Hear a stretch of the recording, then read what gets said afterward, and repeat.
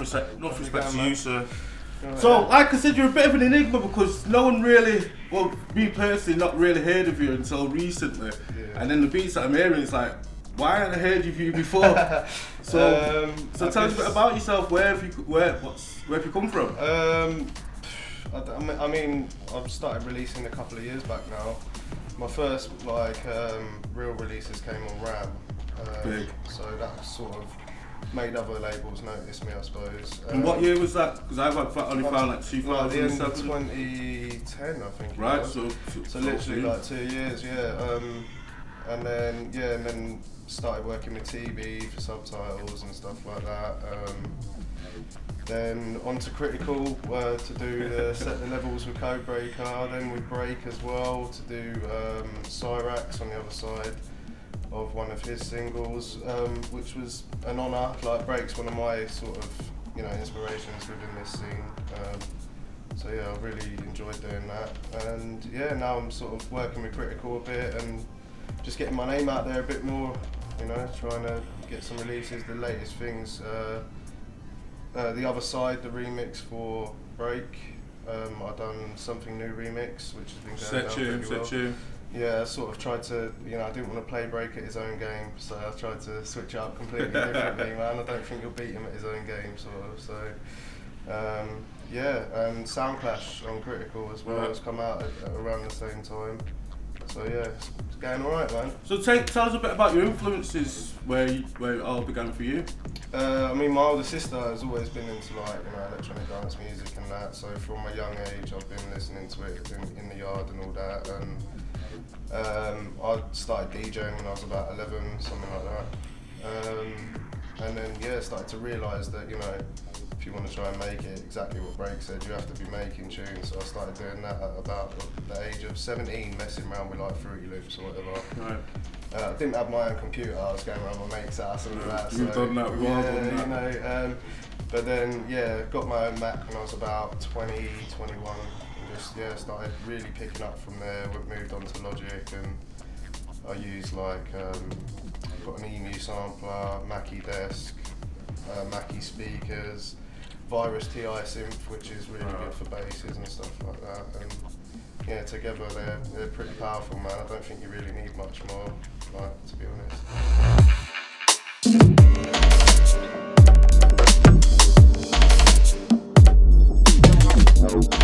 So what led you in that direction of getting that sort of equipment and the direction of you making the music that you are making now? Well, several things really. I mean, interviews, watching other people, what they're using and stuff, and thinking, I might try that out, I know the main reason I got the EMU is because of the Z-plane filters, which you can, manipulate bass lines a bit better than anything you'll find on sort of Logic or anything like that, the EQs and that. VSTs, for instance. Yeah, I mean, they just seem to I think it's just the preamps and stuff that are inside it are just, they're just really nice, and I don't think they meant to do it either, sort of, they don't even make them anymore. The only people that are using them are really people in drum and bass now, But it's not only that as well. Since I did get it, I've realised, even if you just put a kick through it and pitch it up or pitch it down and stuff, it just gives it something, it's just magic, literally, it's magic. Just straight away, the same person might use the same drum kit, leave it on their computer, but you put it through the EMU, just pitch it down one semitone and it will just be so much better.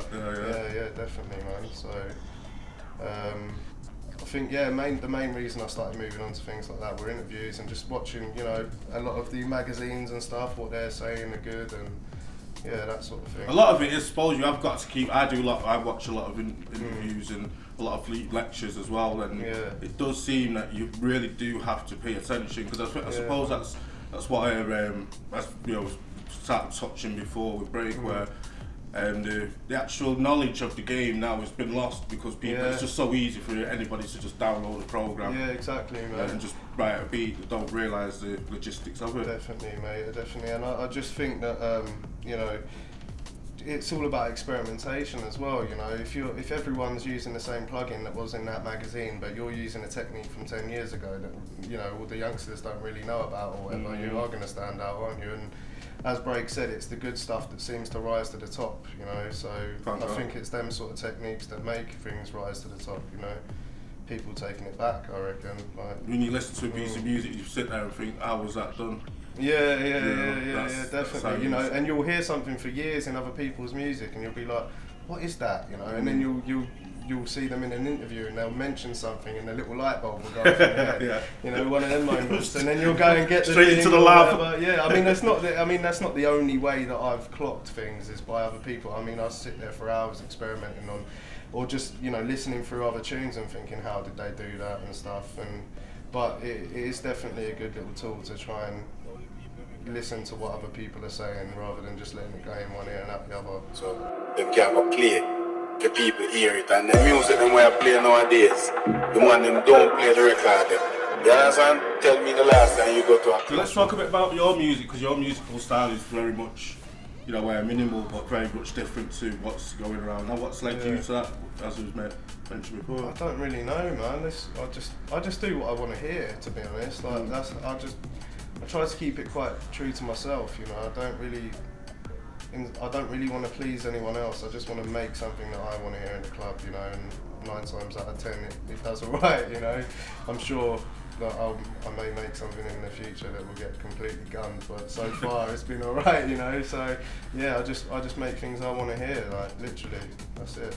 So tell us a bit about the labels that you got music coming on, because yeah, well, the next things, as I said, with the Other Side LP coming on Symmetry, which is another proud moment of my career anyway, for doing a remix for Break. Like, I've been looking up to him for a very long time, and yeah, you know, on us, the sort of thing to do that. It was hard as well. One of the hardest things. You can ask Break as well. I nearly scrapped that idea about 5-6 times, and now it's done more damage than a lot of my other stuff. You know, it's really, people have just been like, what the hell was that? Like, you know.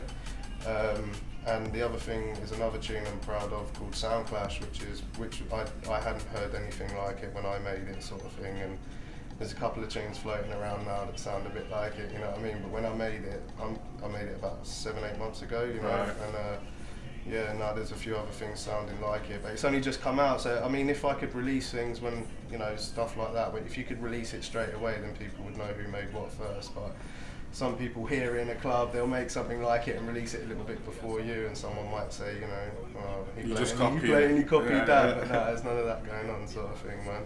Just want to put that out there. But yeah, I'm just trying to push things forward, man. Not really follow anyone, and just do some stuff that I haven't heard, and yeah, step things up in a, you know, trying to step it up in a big way, I suppose.